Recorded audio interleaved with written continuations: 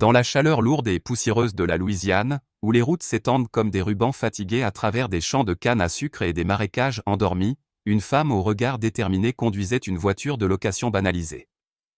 Le major général Camille Dubois, officier décoré de l'armée américaine, traversait la petite ville de Mosswood, un lieu que la plupart des voyageurs ne faisaient que frôler sur leur chemin vers des destinations plus importantes.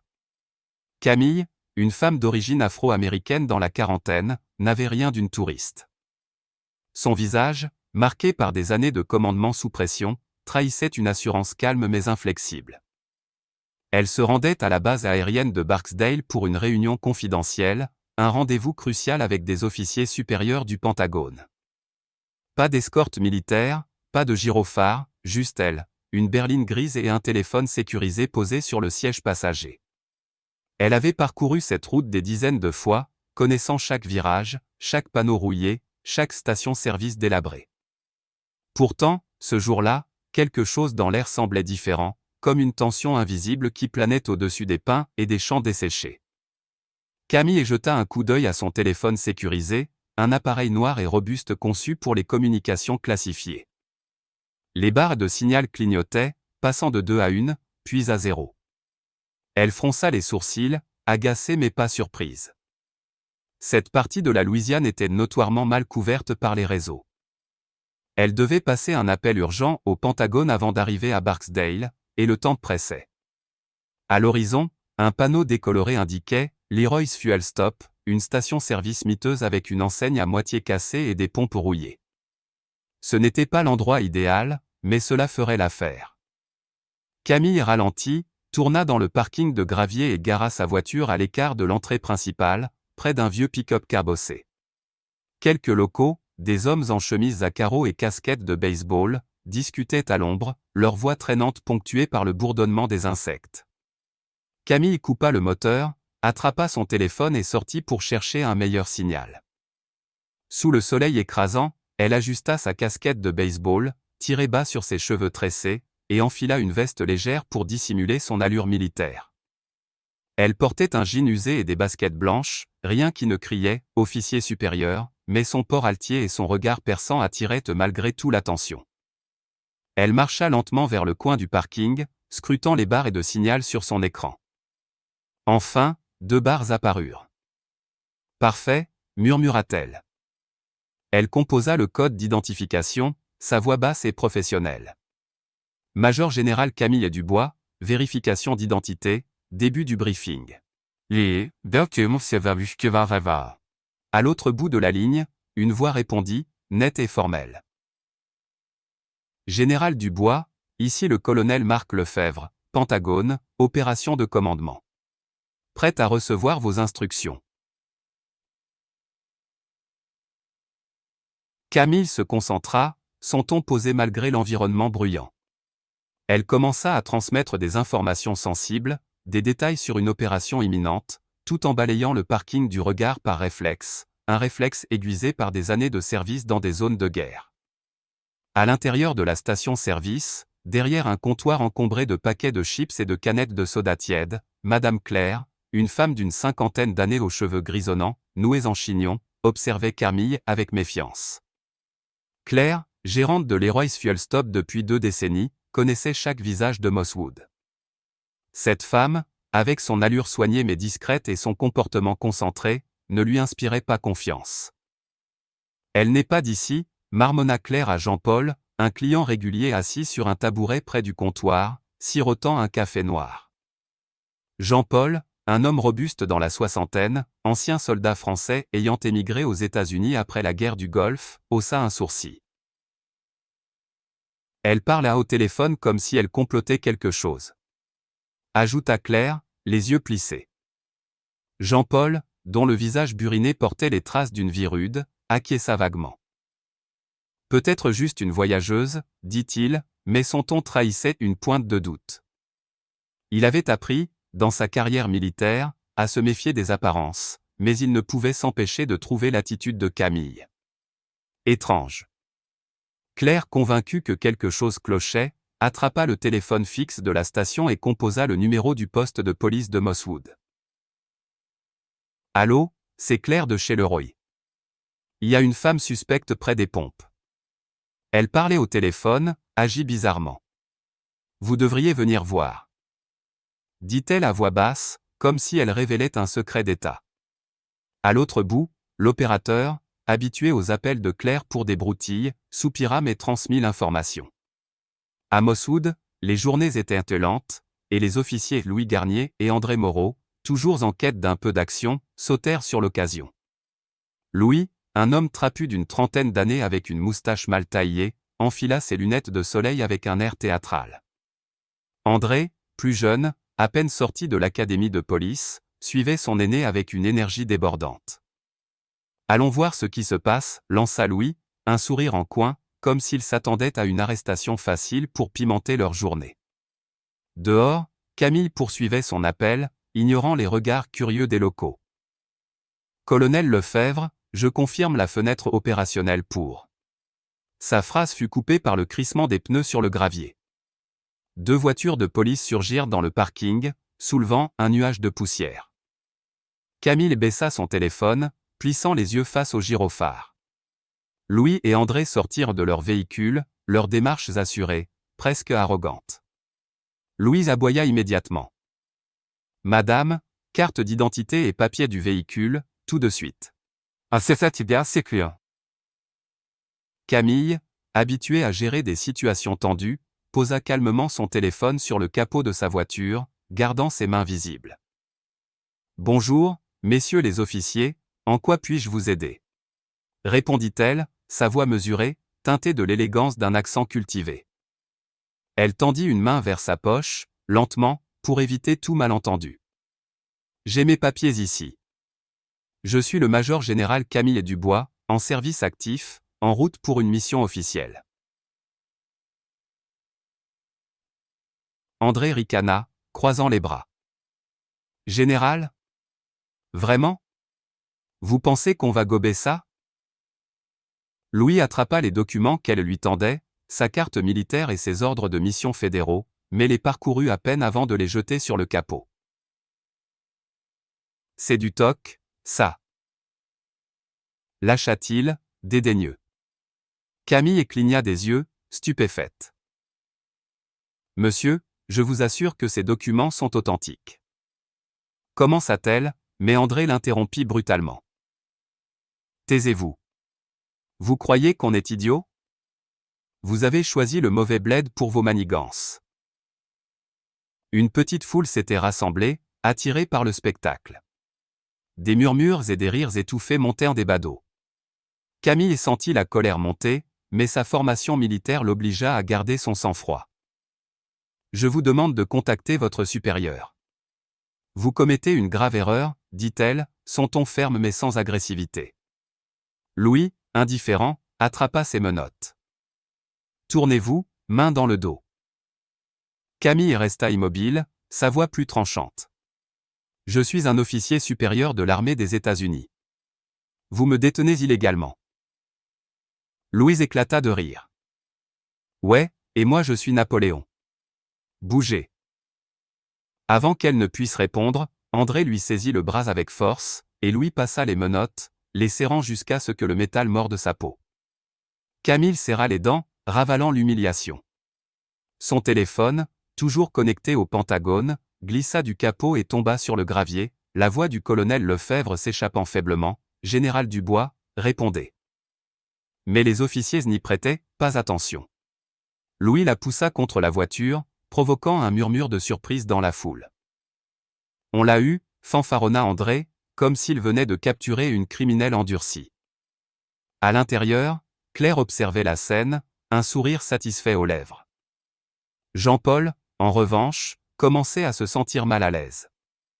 Il avait vu beaucoup de choses dans sa vie, des champs de bataille aux rues poussiéreuses de Mosswood, et quelque chose dans le calme de Camille, dans la dignité de son maintien, lui disait qu'elle n'était pas une imposture. Il se leva, hésitant, mais resta silencieux, partagé entre son instinct et la dynamique de la foule. Pendant ce temps, un adolescent du coin, Étienne, 16 ans, sortait discrètement son téléphone pour filmer la scène. Étienne, un garçon curieux avec des rêves de devenir avocat, sentait que ce qu'il voyait était profondément injuste. Il zooma sur Camille, capturant son expression stoïque et les gestes brusques des officiers. Au Pentagone, l'appel interrompu déclencha une alarme. Le colonel Marc Lefebvre, un homme méthodique aux tempes grisonnantes, fixa l'écran, le cœur battant. « Général Dubois, ici le commandement, répondez, répéta-t-il, mais seul le silence répondit, entrecoupé de bruits indistincts. Il se tourna vers son supérieur, la colonelle Sophie Renard, une femme au regard d'acier. « Localisez-la immédiatement, ordonna-t-elle. En quelques secondes, un technicien traça le signal du téléphone de Camille jusqu'à le Royce Fuel Stop, sur la Highway 161, à Mosswood. Sophie fronça les sourcils. « Appelez la sécurité de Barksdale. Et mettez-moi en ligne avec le JAG. S'il est arrivé quelque chose à Camille, nous agissons maintenant. » À Mosswood, Camille était assise sur le trottoir, menottée, le dos contre le mur de la station-service. André se tenait au-dessus d'elle, jouant les durs.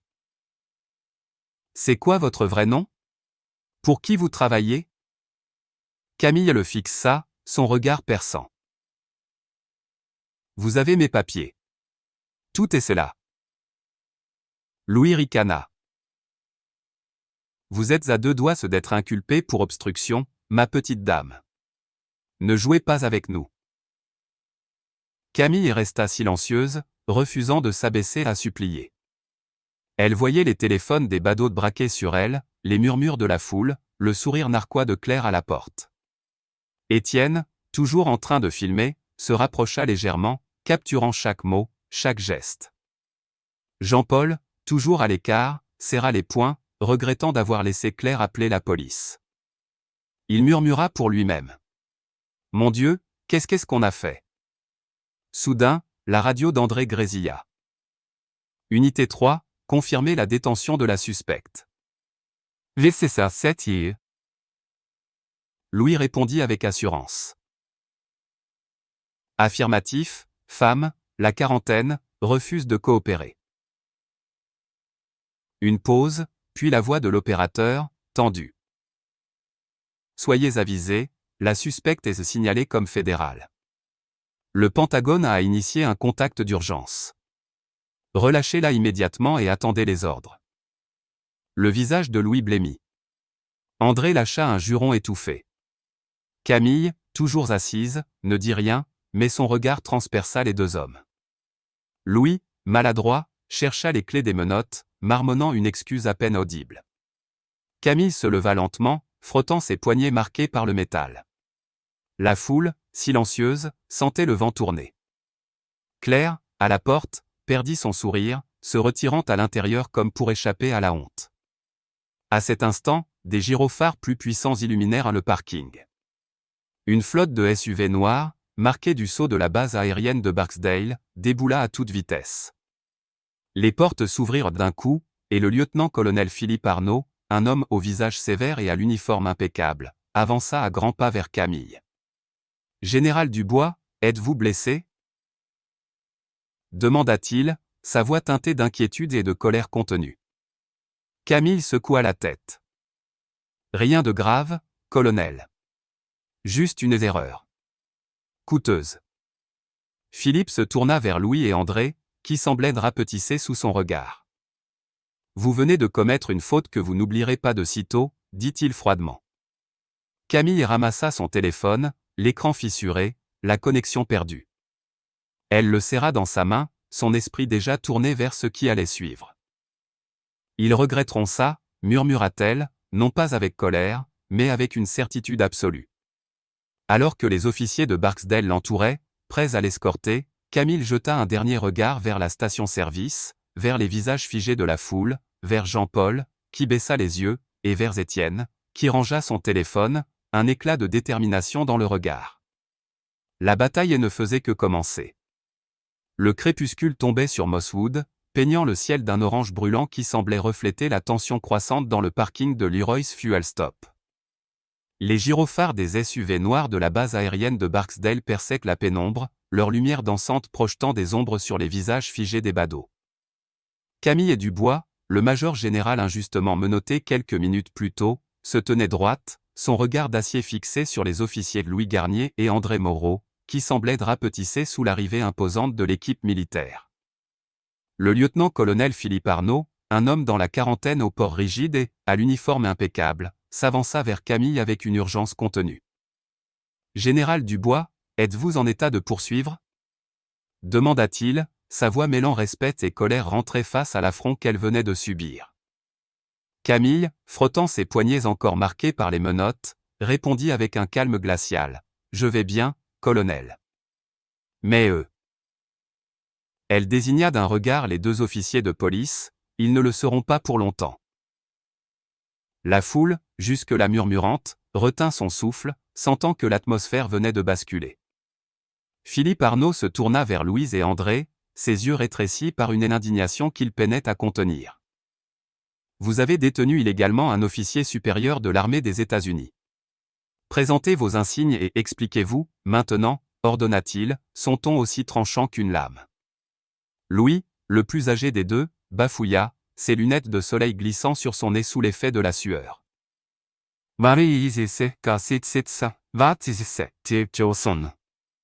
On ne savait pas qui elle était, mon colonel. Elle agissait bizarrement, on a cru. André, plus audacieux mais tout aussi nerveux, l'interrompit. Elle n'avait pas l'air d'un général. On faisait juste notre boulot. Philippe leva une main pour couper court à leurs excuses. Votre boulot ? Répéta-t-il, sa voix basse mais lourde de mépris. Vous avez vu une femme noire avec un téléphone et vous avez décidé qu'elle était une menace. Vos suppositions vont vous coûter cher. Les mots tombèrent comme une sentence, et les 2 officiers reculèrent d'un pas, réalisant trop tard la gravité de leur erreur. À l'intérieur de la station-service, Madame Claire, la gérante qui avait déclenché l'incident par son appel au poste de police, observait la scène depuis la vitre sale, son assurance initiale ébranlée. Elle croisa les bras, marmonnant pour elle-même, comment j'étais censé savoir. Elle n'avait pas l'air. Mais ces mots s'évanouirent face au regard accusateur de Jean-Paul, le client régulier et ancien soldat français, qui s'était levé de son tabouret. Jean-Paul, dont le passé militaire lui avait appris à reconnaître l'autorité véritable, sentait la honte l'envahir. Il avait laissé Claire appeler la police sans intervenir, influencé par ses propres préjugés fugaces. « Vous avez vu ce que vous vouliez voir » lâcha-t-il à Claire, sa voix rauque teintée d'un accent français marqué. Claire, piquée au vif, haussa les épaules mais détourna les yeux, incapable de soutenir son regard. Jean-Paul sortit de la station, décidé à faire amende honorable, même s'il ne savait pas encore comment. Pendant ce temps, un adolescent du coin, Étienne, continuait de filmer discrètement depuis l'ombre d'un vieux chêne. À 16 ans, Étienne était un garçon curieux, passionné par les documentaires sur les droits civiques et rêvant de devenir avocat. Il avait capturé chaque instant de l'arrestation de Camille, des menottes claquées sur ses poignets et à l'arrivée des SUV de Barksdale. Ses mains tremblèrent légèrement, non pas de peur, mais d'excitation face à l'importance de ce qu'il venait de enregistrer. « Ça va changer les choses » murmura-t-il, transférant la vidéo sur son téléphone vers un réseau social, accompagné d'un message simple. « Injustice à Mosswood. Une générale de l'armée arrêtée sans raison. » En quelques minutes, la vidéo commença à circuler, partagée par des amis, puis par des inconnus, déclenchant une vague de réactions en ligne. Étienne, inconscient de l'ampleur que son geste allait prendre, retourna dans la foule, son cœur battant à l'idée d'avoir agi pour la justice. Au même moment, à l'intérieur d'un des SUV, Camille était assise à l'arrière, encadrée par 2 officiers de Barksdale qui veillaient sur elle comme sur une dignitaire. Le colonel Philippe Arnaud monta à l'avant, jetant un dernier regard aux officiers de Mosswood avant que le convoi ne démarre. « Général, le Pentagone est en alerte. » Le colonel Marc Lefebvre et la colonelle Sophie Renard coordonnent une réponse immédiate. « Vos ordres » demanda-t-il, respectueux mais pressant. Camille, fixant la route qui s'étendait devant eux, répondit posément, « Dites-leur de préparer une enquête complète. Et assurez-vous que cette vidéo, si elle existe, soit sécurisée. Nous ne laisserons pas cela disparaître. » Philippe hocha la tête, transmettant ses instructions par radio. Camille, bien que calme en apparence, sentait une tempête intérieure. L'humiliation d'être menottée devant une foule, traitée comme une criminelle, pesait lourdement sur elle. Mais elle n'était pas femme à se complaire dans la douleur. Elle canalisait sa colère, transformant chaque instant de cette injustice en carburant pour ce qui allait suivre. À Barksdale, la nouvelle de l'incident se répandit comme une traînée de poudre. Les officiers, d'abord incrédules, furent rapidement indignés en apprenant qu'une de leurs plus hautes gradées avait été maltraitée par des policiers locaux. Dans une salle de réunion sécurisée, Camille fut accueilli par le commandant de la base, le général Vincent Moreau, sans lien avec l'officier André, qui s'excusa au nom de la région. « Général Dubois, ceci est une honte. Nous allons coopérer pleinement avec le Pentagone pour faire la lumière sur cette affaire, déclara-t-il, son visage marqué par une colère contenue. Camille, toujours en jonc et casquette, hocha la tête. Ce n'est pas seulement une honte, général. C'est un symptôme. Et je ne compte pas laisser cela sans réponse. Sa voix, ferme mais mesurée, portait l'autorité de quelqu'un qui avait commandé des troupes dans des situations bien plus critiques que celle-ci. Pendant ce temps, à Mosswood, la foule s'était dispersée, mais l'onde de choc de l'incident persistait. Jean-Paul, rongé par la culpabilité, s'approcha timidement du parking désormais désert, où seules les traces de pneus des SUV témoignaient de l'agitation récente. Il repensa à ses années dans l'armée française, à la camaraderie qu'il avait connue, et à la façon dont il avait laissé ses préjugés l'emporter ce jour-là. Déterminé à agir, il retourna à la station-service et demanda à Claire. « Vous savez qui elle était, n'est-ce pas ?» Claire, mal à l'aise, haussa les épaules. « J'ai cru qu'elle était. Je ne sais pas. On fait tous des erreurs. » Jean-Paul secoua la tête. « Non, Claire. Ce n'était pas une erreur. C'était une injustice. » Il décida de chercher un moyen de contacter Camille, peut-être pour s'excuser, peut-être pour faire plus. Il ignorait encore comment, mais il savait qu'il ne pouvait pas rester silencieux. Au même moment, la vidéo d'Étienne explosait sur les réseaux sociaux. Des milliers de partages, des commentaires indignés, des appels à la justice. À la Nouvelle-Orléans, une journaliste indépendante, Sophie Lamarque, tomba sur la vidéo et reconnut immédiatement son importance. Elle contacta son rédacteur en chef et commença à rédiger un article brûlant, intitulé « Une générale afro-américaine humiliée par la police de Mosswood, un scandale national ». À Washington, les premières alertes atteignaient les bureaux du département de la justice, où des avocats spécialisés dans les droits civiques prenaient note de l'incident. À Barksdale, Camille, désormais installée dans un bureau temporaire, reçut un appel du colonel Marc Lefebvre.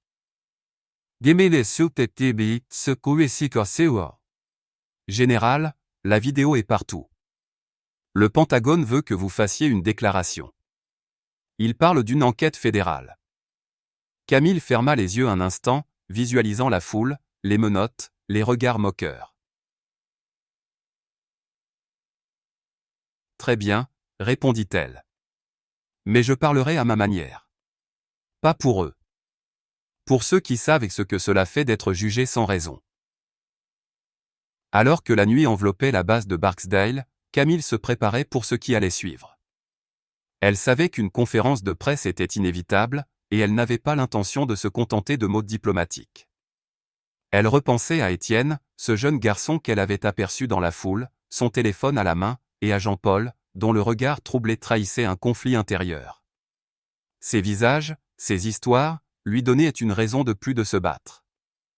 Elle n'était plus seulement une générale, elle était devenue, malgré elle, un symbole. Et elle comptait utiliser cette position pour exiger des comptes.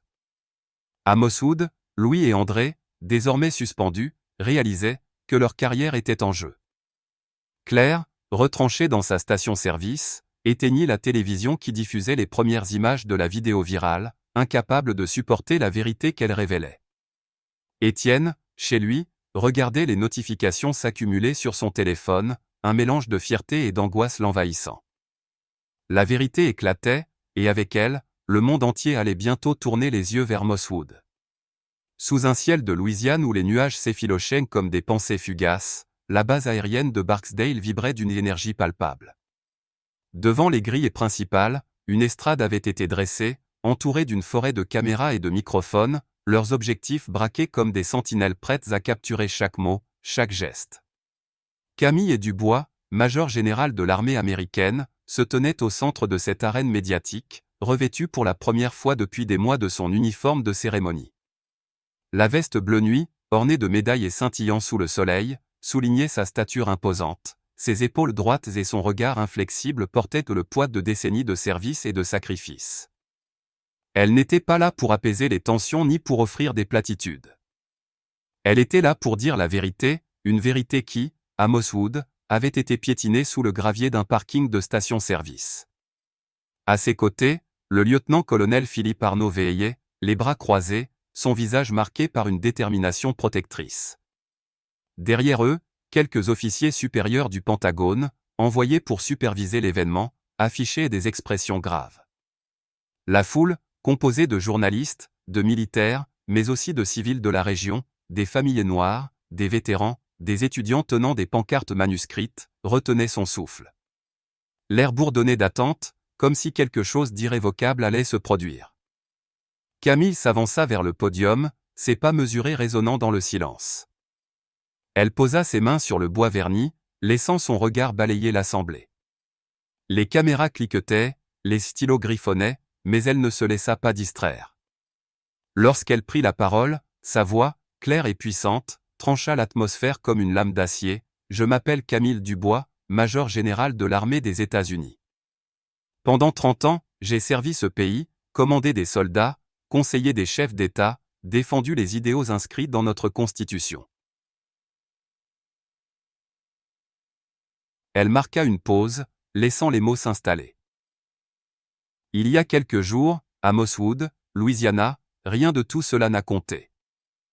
Aux essais que ça était aussi, les murmures s'éteignirent dans la foule. J'ai été jugé, non pas pour mes actes, non pas pour mon grade, mais pour la couleur de ma peau et les préjugés de ceux qui ont choisi de ne pas voir au-delà. Chaque syllabe portait une force tranquille, une conviction forgée dans l'épreuve.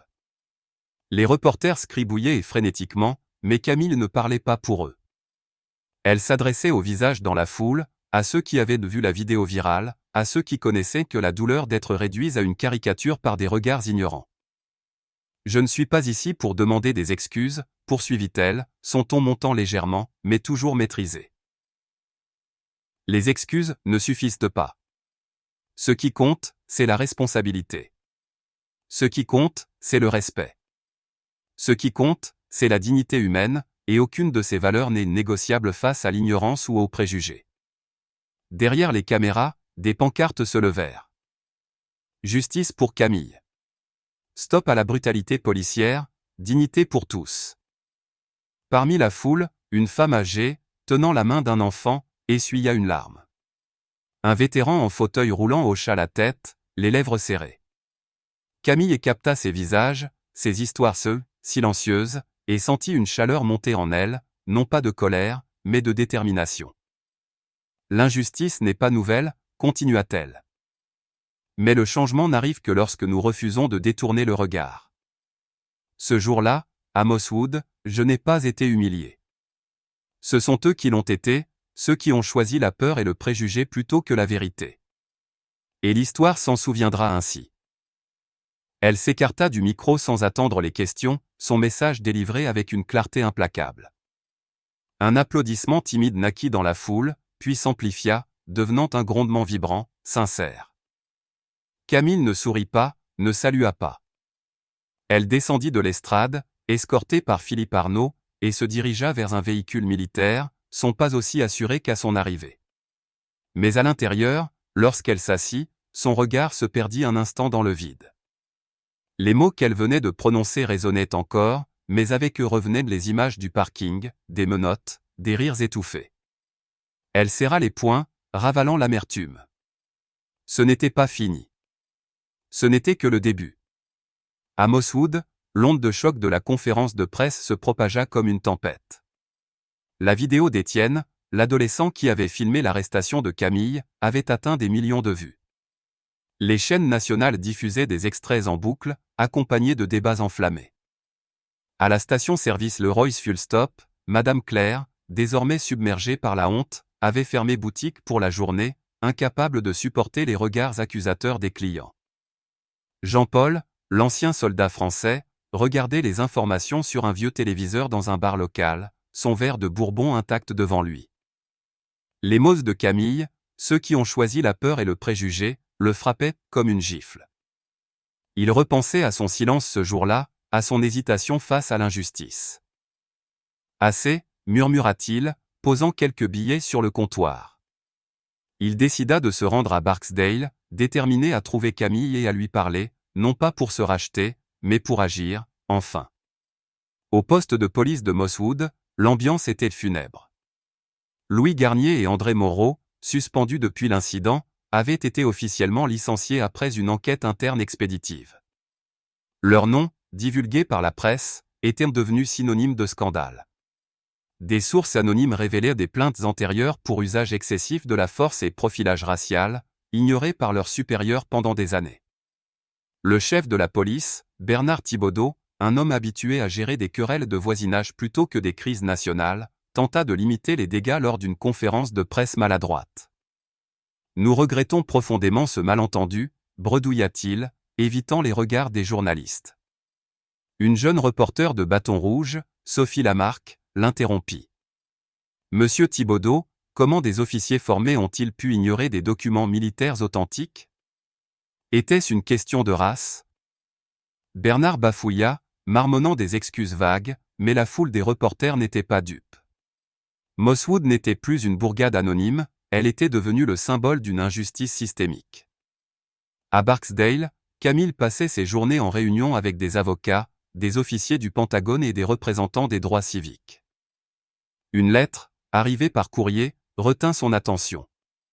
Écrite à la main, elle provenait d'une femme nommée Marie-Claire, une enseignante retraitée de la Nouvelle-Orléans. « Général Dubois », commençait la lettre, « j'ai vu votre visage dans cette vidéo, et j'ai reconnu cette douleur. Il y a 30 ans, j'ai été arrêté sans raison, humilié devant mes enfants, parce que ma peau était trop sombre pour certains. Votre courage me donne de l'espoir. Merci. » Camille lut la lettre plusieurs fois, ses doigts caressant le papier jauni. Cette femme, qu'elle ne connaissait pas, lui rappelait pourquoi elle devait continuer. Elle rangea la lettre dans son bureau, un rappel tangible des enjeux plus grands qu'elle-même. Un après-midi, alors qu'elle quittait une réunion, Camille fut abordée par un officier qui lui tendit une carte de visite froissée. « Un homme insiste pour vous voir, général. Il dit qu'il était à la station-service ce jour-là. » Intriguée, Camille accepta de rencontrer Jean-Paul dans une salle de la base. Lorsqu'il entra, son visage buriné trahissait une nervosité inhabituelle. « Général Dubois, commença-t-il, son accent français épaississant ses mots, je m'appelle Jean-Paul. J'étais là, à Le Roy's, quand c'est arrivé. J'ai laissé cette femme appeler la police. Je n'ai rien fait. Et je le regrette chaque jour. » Camille l'observa, lisant la sincérité dans ses yeux. « Pourquoi êtes-vous ici, Jean-Paul ? » demanda-t-elle, sa voix neutre mais attentive. Il déglutit. « Parce que je veux aider. J'ai été soldat, en France. J'ai vu des injustices, et je ne veux plus être celui qui se tait. Dites-moi comment je peux contribuer. » Camille hocha la tête, touchée par son honnêteté. « Restez dans cette communauté, » répondit-elle. « Parlez. Éduquez. C'est là que le changement commence. » Jean-Paul acquiesça, un poids semblant s'alléger de ses épaules. En quittant la pièce, il savait qu'il avait trouvé une nouvelle mission. Quelques jours plus tard, Camille reçut une invitation inattendue. La famille d'Étienne, l'adolescent qui avait filmé la vidéo, souhaitait la rencontrer.